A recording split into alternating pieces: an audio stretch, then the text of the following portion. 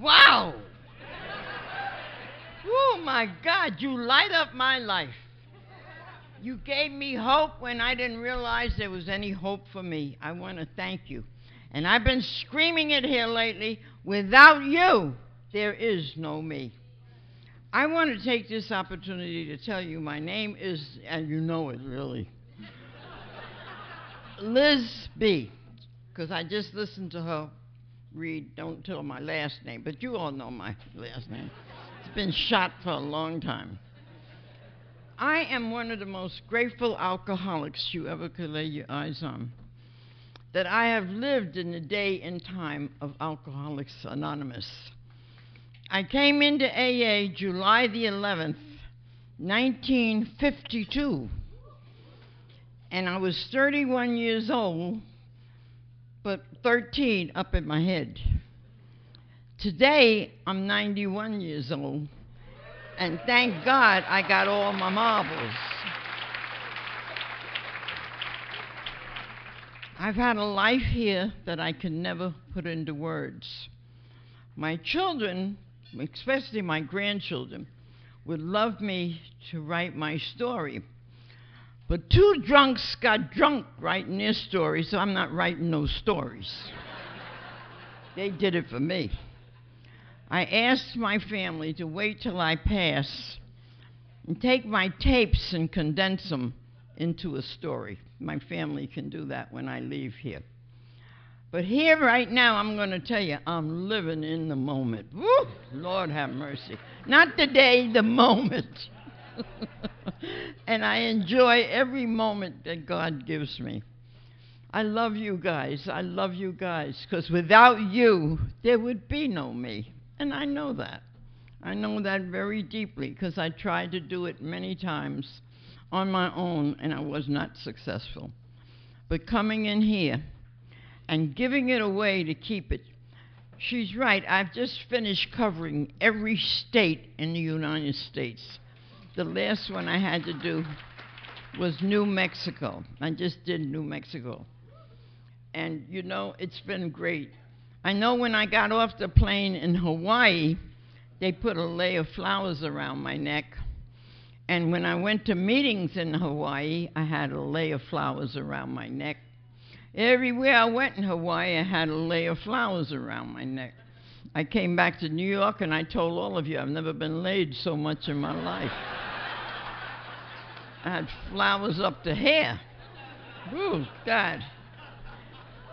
I went to Alaska, and when I got up there, I learned that I got the monkey off my back, but the circus is still going on. And it's so true.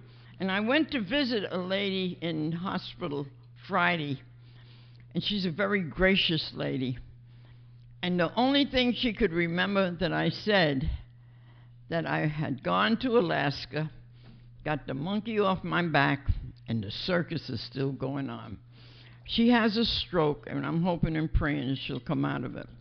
But she was very happy to see me. I spent 5 hours with her Friday, and good. And then Saturday, I spent a day in Jersey with over 200 women. And you got to learn, women, that they didn't want us in AA when I came. AA was 17 years old with 150,000 members.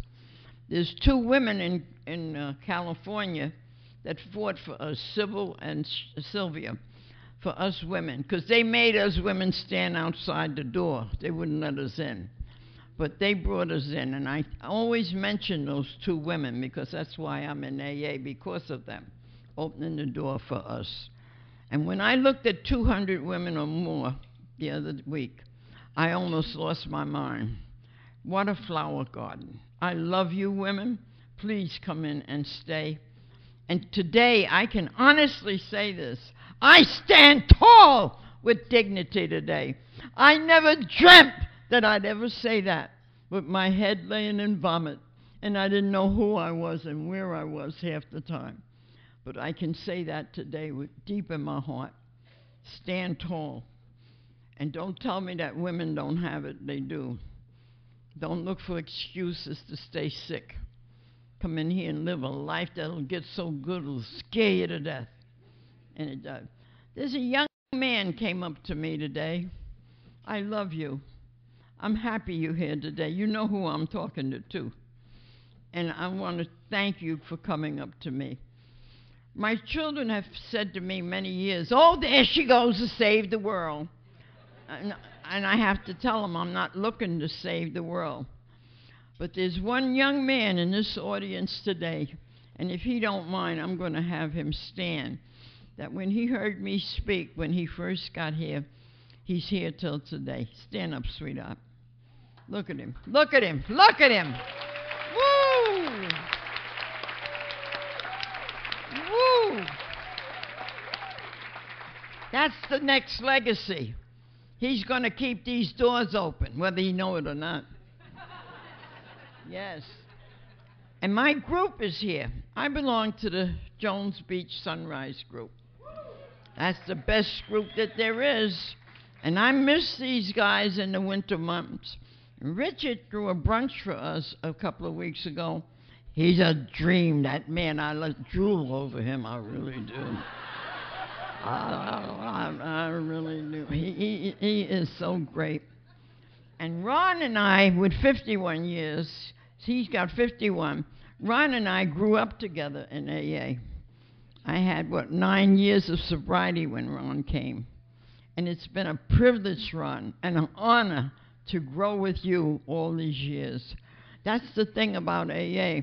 We have lasting friendships. It's not like the people in the bar that you see high and never see them again. My friendships here, many of you have been in my life. You know it. You know it. You know who you are. Cynthia cooks the best dinners that there is. And I love to go to her and John's house because I love eating. Eating is my #1 name. See?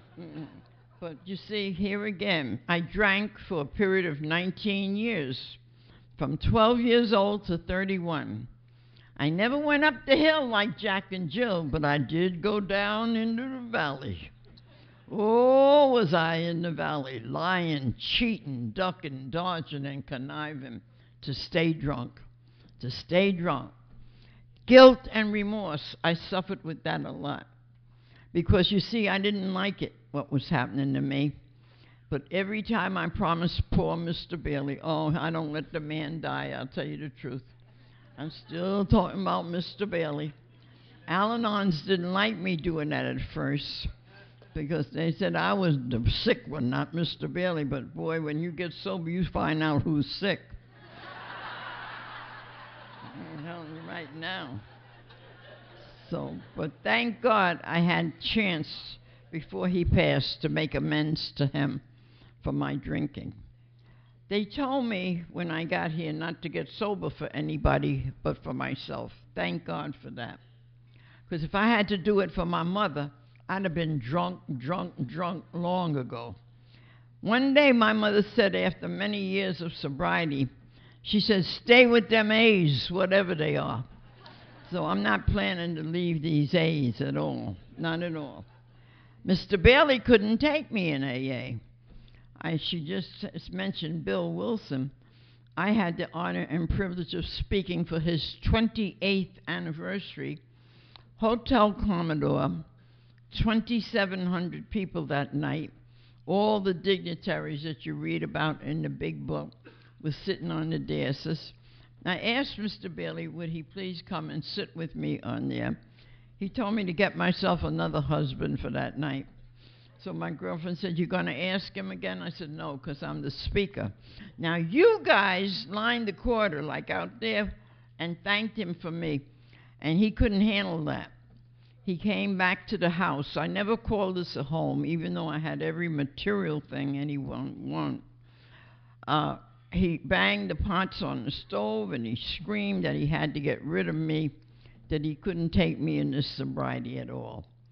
I used the 3rd and the 11th step.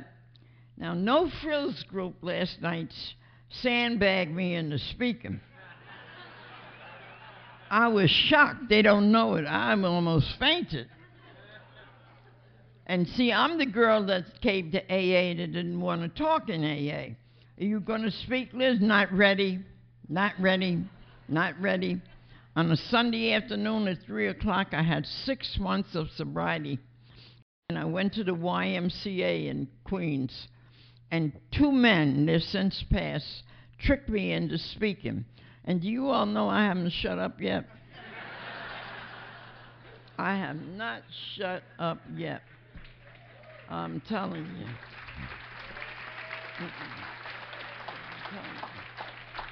Because also why I don't shut up, I said it again last night. AA taught me, you heard it read today, I am responsible when anyone, anywhere reaches out their hand for me and for us. It's a we program.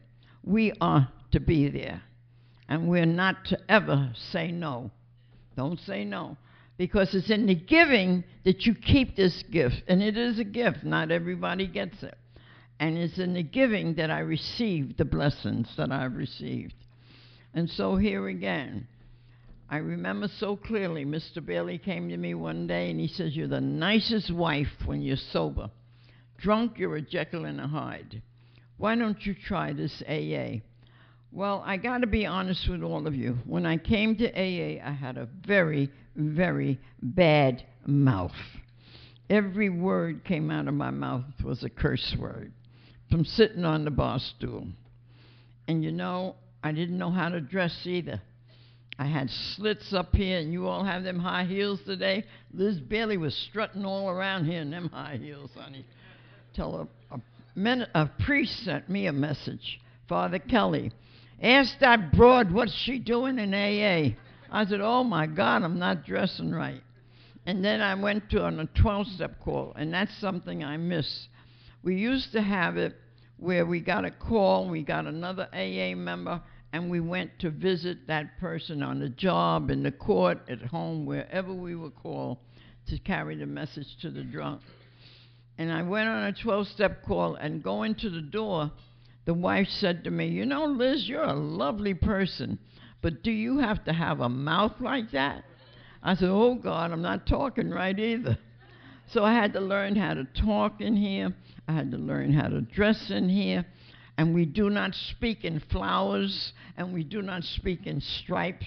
I had to learn all of that. But how did I learn? I'll never forget my last drink. I was ready to go up on the Long Island Railroad and jump in front of a train. I looked at my son, who at that time was 12 years old. He's 72 now.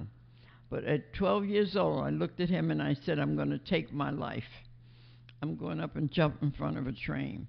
But see, Mr. Bailey had planted the seed. And I'm the one to tell you, once you've ever crossed a door sill of an AA meeting anywhere, you'll never drink and drug in peace again. Because not a one of you have ever come back in this 60 years and told me it's so great. And I'm waiting to hear one of you. I'm waiting, because it's not so. The Bible itself tells you once an alcoholic, always an alcoholic. I told you last night over and over again, I am not cured. And I bet not ever think I'm cured either. Because that's the day that I'll be going home. I know it. Because the guilt and remorse would kill me more than the drink would, I believe. Because I've been in the solution for 60 and a half years last month. And I was at a party, and I told them how long I was sober because they asked. And I said, oh, I always loved that 6 months, January 11th. I love it. I look forward to every January because I got 6 more months to go. And so the woman said to me, I said, I got 60 years. She said, don't forget the 6 months. And I said, boy, you didn't forget it. So it was nice. But here again, I kept on drinking till I went down. The last drink I had at the age of 31, I remember this lady was coming to sell some insurance for the house. I'm now drinking with hard two-fist drinkers in the VFW hall. You took a drink like that and sipped it for 20 minutes, you got on my nerves. I got away from you. Kathy, I'm looking for you. Where are you? Is she in this room? Okay, 'cause I want to watch your hand to shut me up, okay? Okay. I have to be taught to shut up nowadays. 'Cause, baby, I get on a roll, I'm on a roll. Believe me when I tell you. 'Cause this AA stuff is good stuff. How many of you ever see anybody, or any people like this? There's 600 of you in this room this morning. And miracle, miracle, miracle. Look at yourself as a miracle. No church can even say that. No church. Not that I know of. You got one, you better tell me about it. 'Cause I'd go running right to it. But I haven't found one. And here we are together on a beautiful Sunday morning. Praise God. But I remember that I got a phone call. And I heard the guy's voice, and I banged the phone up. He called me back the second time. I said, oh, man, don't bug me. I'm waiting for this lady that I haven't seen since I'm 8 years old, and I really want to see her. So I banged up the second time. I remember going around the corner. See, I keep telling you what I remember now. And I remember going around the corner to the store, and I came back. He was on the phone for the third time. He said, Liz, do me a favor. Hop a cab. I'll introduce you to the people. I'll put you back in the cab, and I'll send you home to your company. I figured, let me do that, because he's going to drive me up a wall. He's not going to allow me to stay in here. So I get a cab, and I go over. Jukebox started going. The booze started lining up. And I'm singing, you always hurt the one you love. The one you don't want to hurt at all. Give me another drink. Smile if you're happy.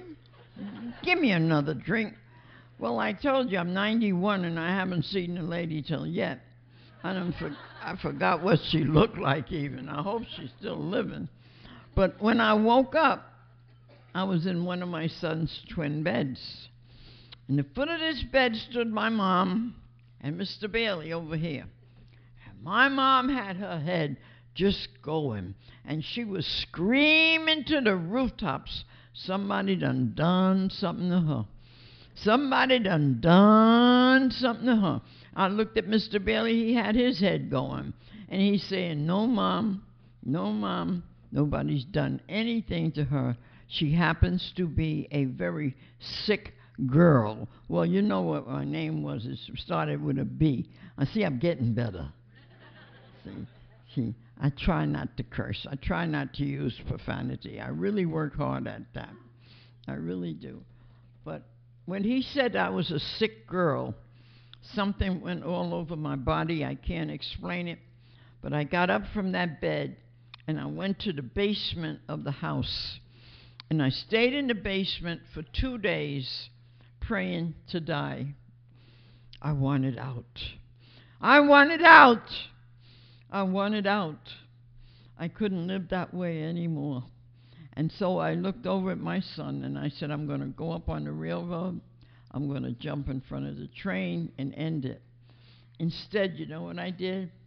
Oh, God. Oh, God. Oh, God. Please help me. Please help me. And my Mr. Bailey came back to me. I said, I better try this AA that your daddy told me about. We only had one intergroup at that time, and it was in Manhattan. Since I'm sober, intergroups are in every town, every Suffolk, all over the place now. And so what happened is that I got my hair done, bought a 2-piece blue suit, and went into Manhattan. Tried to get up that flight of stairs of intergroup. Got in the middle of the landing. I said, the hell with this, let me go get me a drink. The woman must have been watching me come in the building. And she looked down and she says, are you having trouble? I said, yes, ma'am. And at that time I could run. So I ran up the stairs to her, and she escorted me in part of the office. Let me tell you something. I almost fell off the chair. I had never in my entire 31 years heard anybody sit down and be honest about themselves. because I was out there with those that were lying and cheating and ducking and dodging and conniving just like I was. And I'm looking at this woman, I almost fell off the chair, goose pimples all over me. How could she stand there and sit there and talk about herself like that? But she hit me. So she gave me the choice of 2 meetings. The first meeting was South Jamaica interracial. I can't go there. My children go there. So what?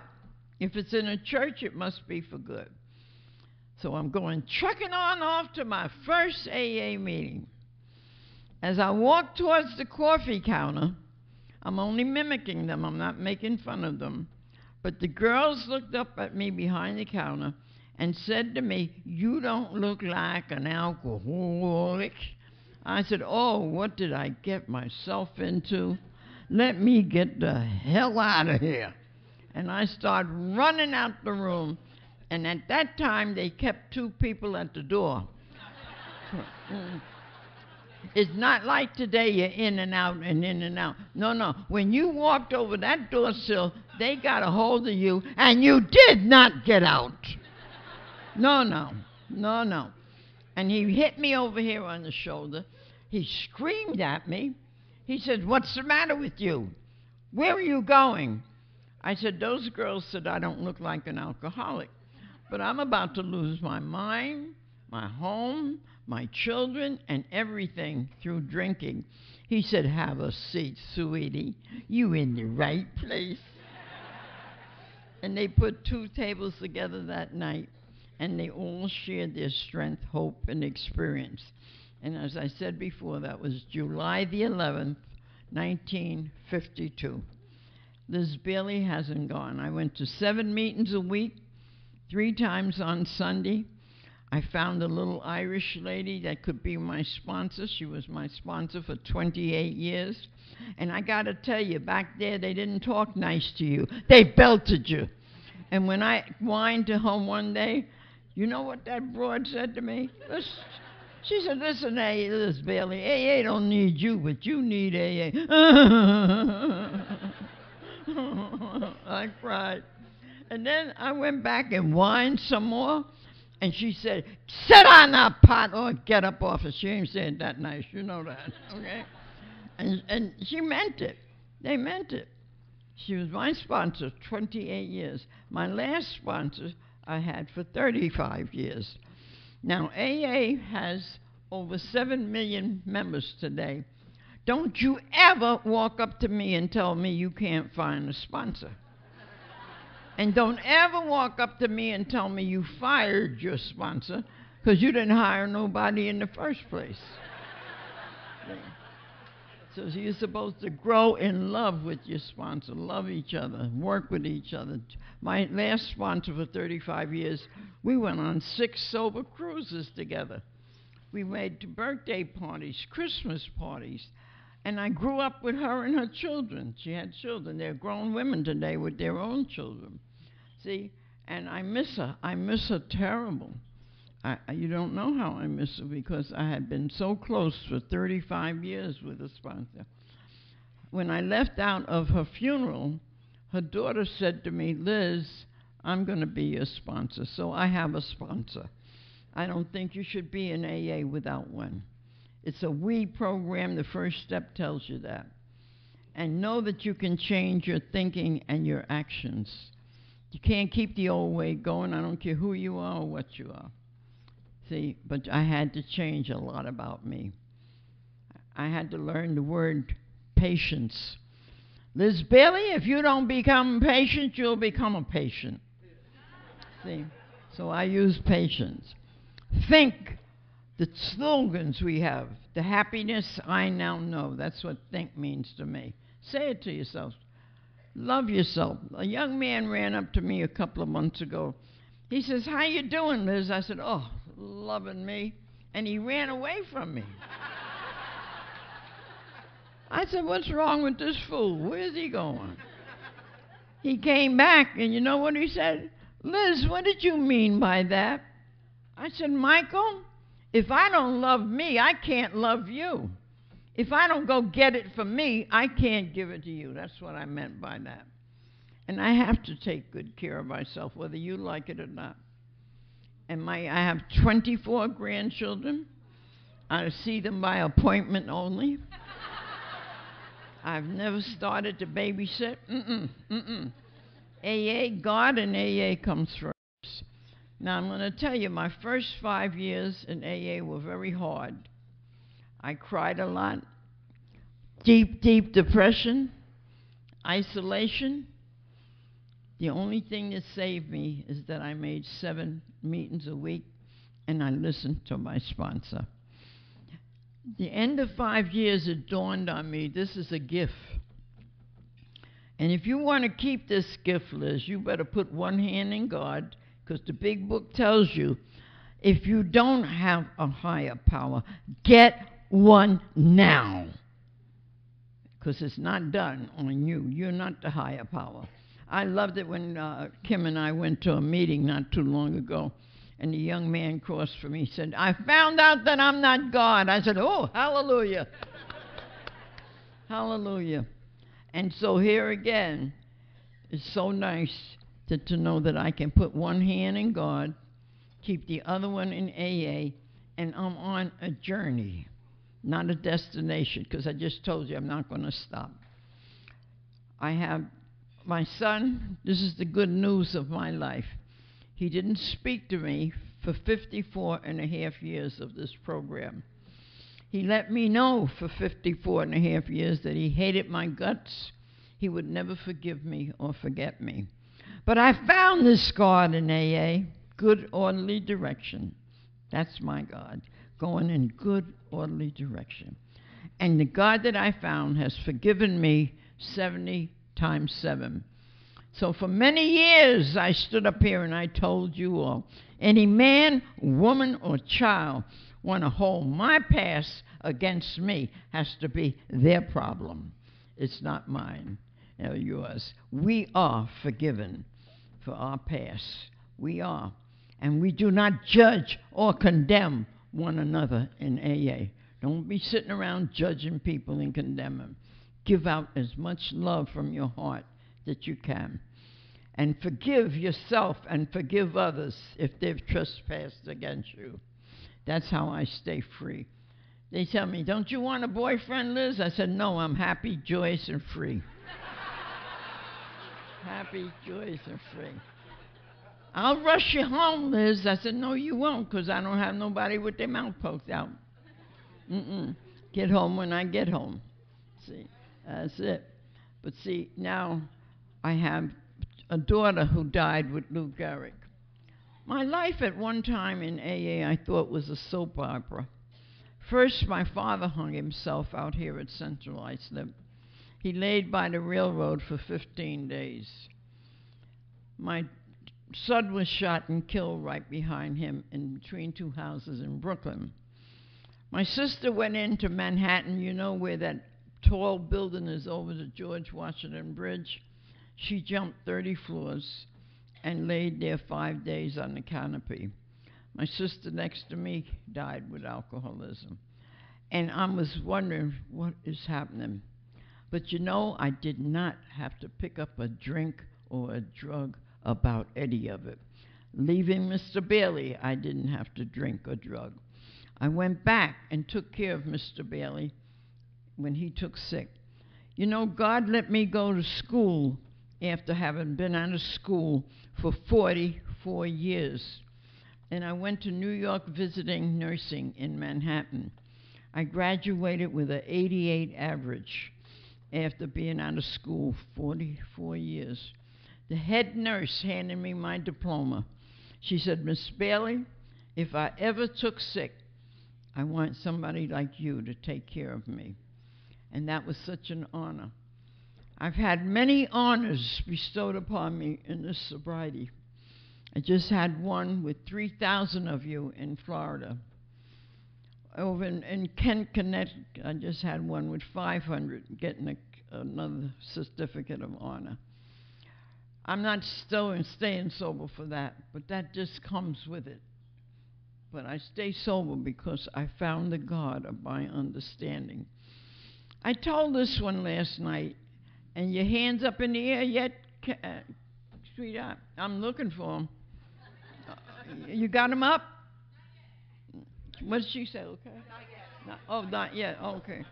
But I got time to tell this story then. I'm never in New York half the time. Most time I'm in another state somewhere.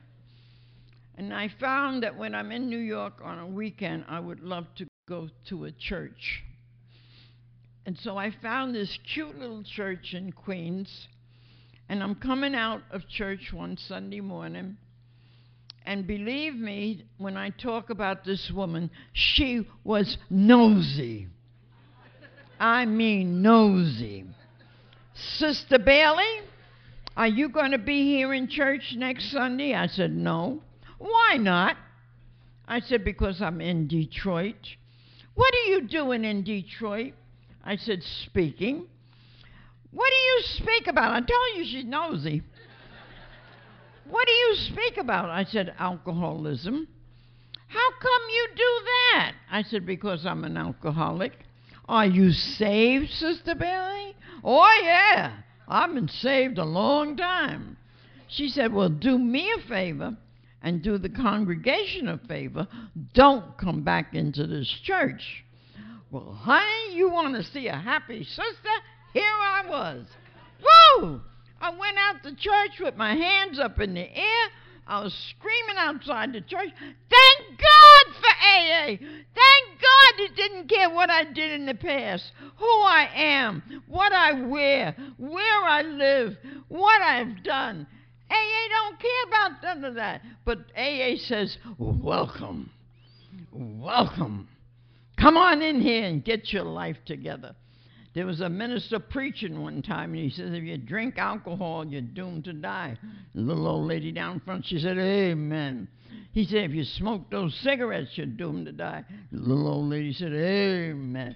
He said, now, if you chew tobacco, she said, look at that. He doesn't stop preaching and going to meddling. So I've gone meddling already. I want to express my deepest love to each one of you.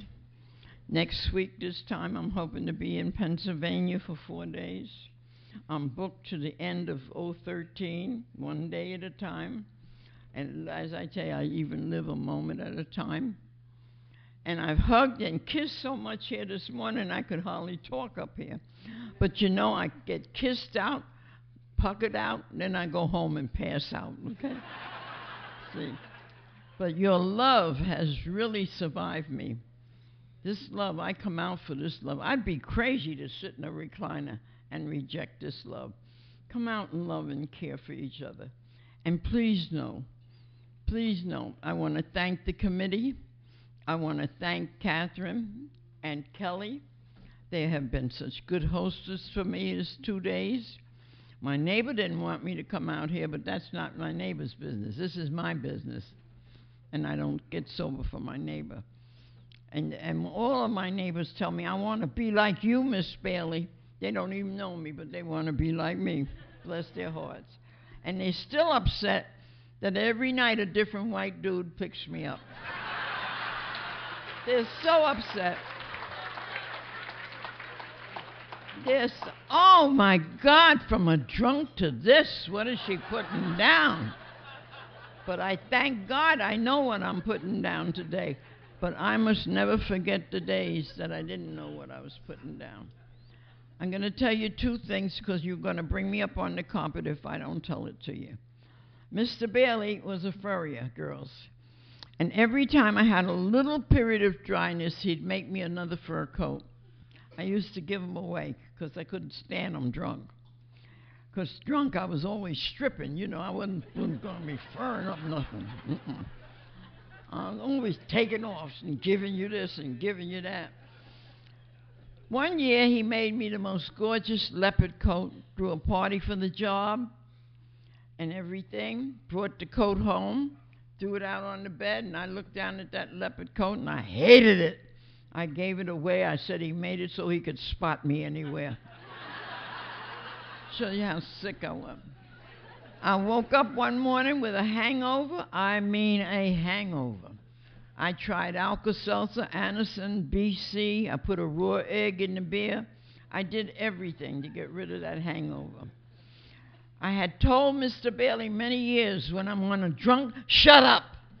And when I'm coming off a drunk, shut up.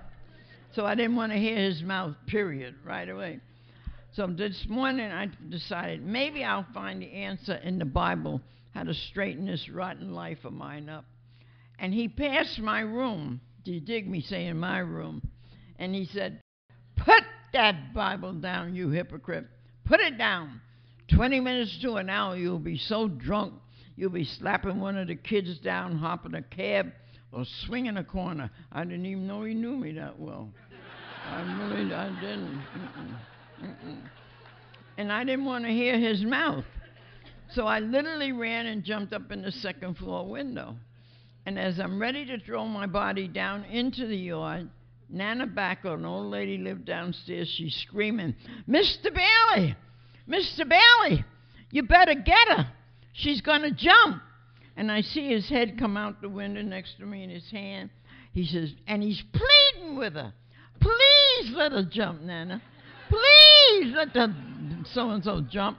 Please let her jump. I'll be rid of all my problems and all my troubles, he said. Please let her jump. Well, I got down out of that window.